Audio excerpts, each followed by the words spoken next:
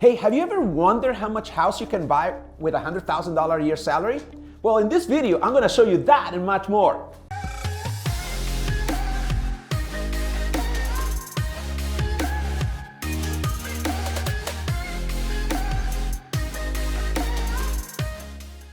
Hey everybody, welcome to my channel. I am your host, Leo Landaverde, business coach and real estate investor helping you scale your business. If you're ready to grow your business to 7 figures and beyond while creating the financial freedom and the lifestyle you want, then subscribe to my channel and don't forget to hit the bell and you'll be notified every Thursday when a new video comes out.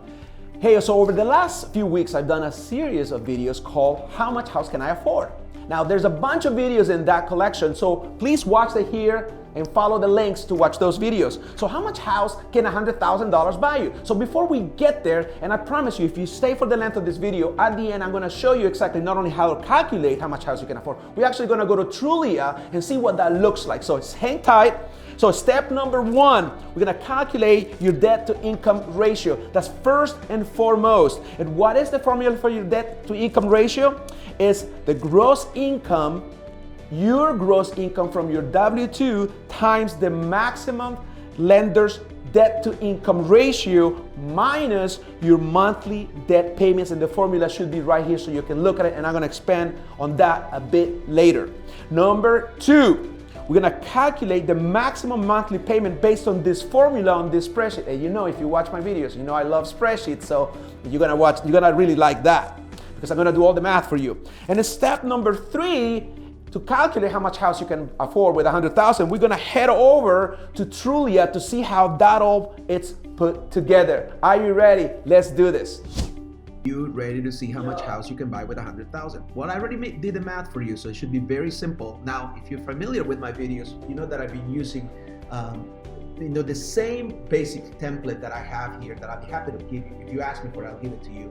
It's not locked or anything, but very quickly lets us calculate how much house you can afford at different places. You know, if a different salary or wage amounts or income amounts. So, you know, we could have 80,000 here, and it's going to change the amount. We could have 47% debt to maximum debt to income ratio, is going to change everything. So everything is sort of connected through formulas. They're basic formulas, but it just makes it easier for you. So, but we did say it's 100,000. Actually, I put 800,000. So, some of you out there are actually making $800,000 a year, so you can buy a whole lot more house than 100,000.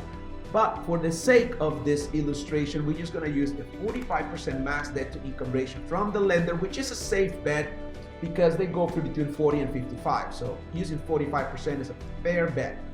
So you make 100,000, which translate into $8,333 a month gross, which is what the lender uses for calculations. Conventional loans don't really require for you to have disposable income, although it's a pretty good idea. And I always suggest that instead of 45% max debt to income ratio right here, you go with, instead of 45, you go with 35, just to be fiscally responsible, because it doesn't really matter how much house you can afford, is how much money you have left at the end of the month, at the end of each month after you pay the mortgage.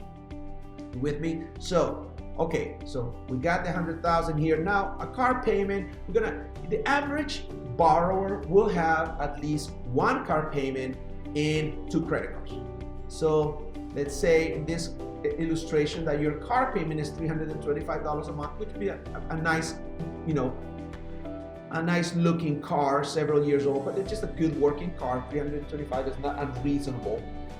And you have one minimum credit card one for $70, say that it's a Capital One, and then you have a Visa for $100 and that you pay per month. Now keep in mind that this minimum payments come from your credit report that the lender is going to pull as you're being pre-qualified, which is what you should be doing in the first place, getting pre-qualified by a lender. So if you're very happy, go lucky looking for properties, and if the realtor is any good, they're going to ask you to get pre-qualified because they're going to want to know for sure that if you make an offer on a property, you're going to be able to back it up with an actual pre-qual letter from the lender. Some realtors, agents are very, very savvy. They're going to want to talk to the lender that you're working with to make sure that you do have a pre-qualification. So that is a conversation for another video, which that gives me a pretty good idea for another video. All right, so So if you add up these three amounts, it gives us $495 a month in minimum payments coming from your credit report. So how do we calculate? So remember from what I said about the formula, the maximum payment formula is you take your monthly income, right? Which is actually here, if you double click on the formula, we're gonna take your monthly income and we're gonna multiply it by the max debt to income ratio allowed by the bank minus your monthly debt payments that come from your credit report, which is the section in red. Okay, so you could afford to have a $3,255 monthly payment. That's a whole heck of a lot of payment. It should get you a whole lot of house.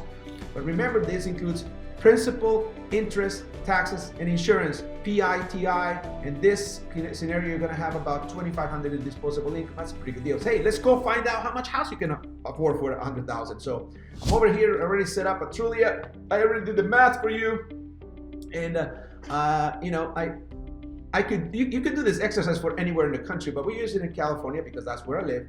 And I'm using the zip code 93710, which is in the Central Valley. And you could get a whole lot of house. In fact, you know, you could get a whole lot more house in the Central Valley than you would do in the East, you know, in the Bay Area, San Francisco area, or LA. $550,000 is a whole lot of home. You can get a 2,500 square foot home on a half an acre lot, depending where you are in Fresno County. So right now, what I had to do is kind of calculate, keeping in mind that the 3,255 is the max. So this is the max PITI. So I have to kind of go by this circle right here. It tells me that at 5% down, I'm sorry, this is no down payment. This is zero down.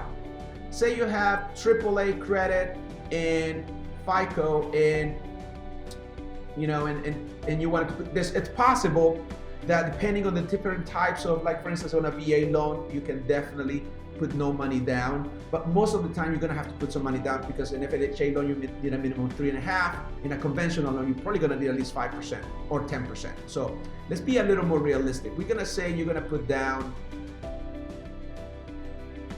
You saved up enough to have 10%. So you have $55,000, which is your equity injection on a house that is worth $550,000, which means that, you know, 90% loan to value. In this particular situation, at $550,000, you have a potential payment of $2,829, which, what is our limit? It's $3,255. So guess what? Let's go more house shopping. We can get a higher home. So say if we were to increase it, let's see, where are we at? 585, 600. Wow, look at this. You could potentially, with 8% down, you could potentially get a $615,000 home in California. In the current, at a probably APR of 2.87, which is, the rates are historically low. If there was a time to buy, this is the time to buy. Although some people would say that the houses are, you know, of course, real estate is cyclical. It goes up and down. Right now, we're in a seller's market. So sellers, there's not enough inventory. Because even sellers that are saying, I want to sell, but I don't know if I'm going to be able to find another home. It's a real situation in some markets. But that's how much house you can afford. With $100,000. You can get a $615,000 home, somewhere between the 600. But if you were to put more money down, you could get more house. Say you wanted to put, you know, 10% down. Now all of a sudden you can get even more house.